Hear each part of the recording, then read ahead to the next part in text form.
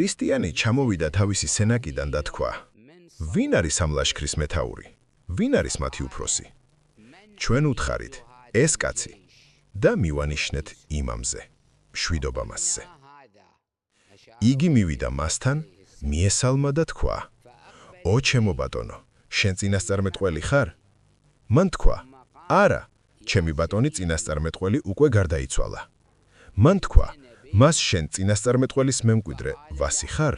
მან თქვა: დიახ, მე წინასწარმეტყველის მემკვიდრე ვარ.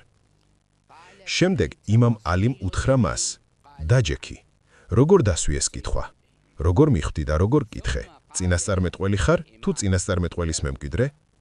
მან თქვა: მე ავაშენე ეს სენაკი ამ ადგილისთვის. ეს ადგილი არის ბარათა. მე ამ მიზნით ავაშენე ეს სენაკი.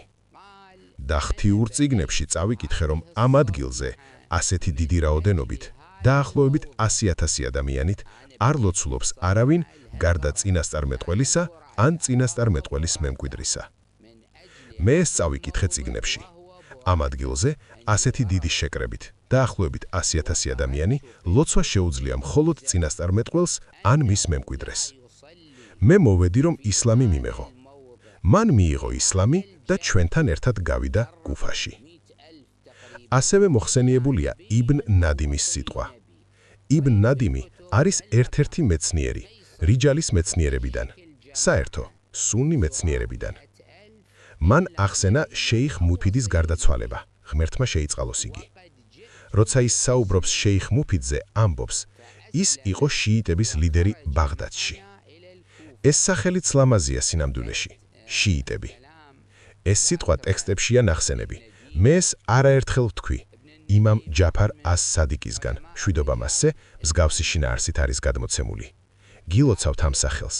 ეს ლამაზი სახელია. ნამდვილად, ბენი ისრაელის ხალხში იყვნენ ადამიანები, რომლებიც სიმართლეზე მტკიცედ იდგნენ და მათ შიიტები ეწოდათ.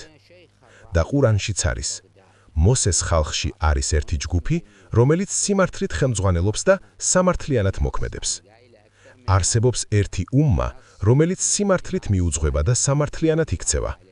ესენი არიან ისინი, ვინც სიმართლეზე მტკიცედ დარჩნენ და მათ შიიტები უწოდეს. ასე რომ პრობლემა არ არის ამ სახელში, შიიტი. ასევე შია. შენ და შენი შიები იქნებით სინათლის ტრიბუნებზე, სახეები გაბრწყინებული, ისინი ჩემ გარშემო იქნებიან სამოთხეში და ჩემი მეზობლები იქნებიან. ეს ლამაზი სახელია. როცა ვამბობთ შია, ესეც ყურანშია. და მისი შიებიდან ერთმა მოუხოდა მას მის მტერზე. ანუ მოსეს ერთმა მისმა მიმდევარმა მოუხოდა მის წინააღმდეგ მტერს. ამიტომ დღეს ზოგი ცდილობს, რომ მუსლიმებს უთხრას რაფიდები, როგორც ნეგატიური რამ. მაგრამ სინამდვილეში ეს ნიშნავს, ვინც უარყოს სიცრუე. ყველას, ვინც უარყოს სიცრუე, უწოდეს ასე. ეს ცუდი არ არის. იბნ ნადიმმა ალ-ფიხრისტში აღნიშნა, რომ როცა შეიხ მუფიდი გარდაიცვალა და ის იყო რაფიდების ლიდერი ბაღდადში, მასზე ილოცა მისი მოწაფემ, სეიდ მურთაზამ, ალემალ ჰუდამ, რომელიც იყო თალიბიანთა უფროსი ბაღდადში. იმ დღეს მისი მოწაფემ ილოცა მასზე მაიდან ალ-აშნანში, რომელიც მაშინ ბაღდადის უდიდესი მოედანი იყო. და მის უკან დაახლოებით 80,000 შიიტი ლოცულობდა. დიახ, 80,000, თუმცა 100,000-ზე არ მიუღვია, როგორც აქ, ამ რევაიათში, ამირ ალ-მუმინინი ლოცულობს ასეთ რაოდენობასთან. მნიშვნელოვანია, რომ ის ქრისტიანი ისლამში შევიდა. შემდეგ იმამ ალიმ უთხრა მას: ვინ ილოცა აქ? შენ ამბობ, რომ სპეციალურად მოხვედი ბარასაში. ააშენე სენაკი და წიგნებში წაიკითხე, რომ აქ ასეთ რაოდენობით, დაახლოებით 100,000 ადამიანით, ლოცვა არ შეუძლია მხოლოდ წინასწარმეტყველს ან მის მემკვიდრეს. მაშ რა არის ამ ადგილის განსაკუთრებულობა? ვინ ილოცვა აქ? მან თქვა: ილოცა ისა, მარიამის ძე და მისი დედა, მარიამი, მშვიდობა მათზე. შემდეგ ზოგი ამბობს, ისა ხო პალესტინაში იყო? პასუხი: ეს არ არის პრობლემა. ისა, მშვიდობა მასზე, მოგზაურობდა მიწაზე. კითხვა: სად შვა დედამ? ის ხო პალესტინაში იყო? მაგრამ სად გააჩინა?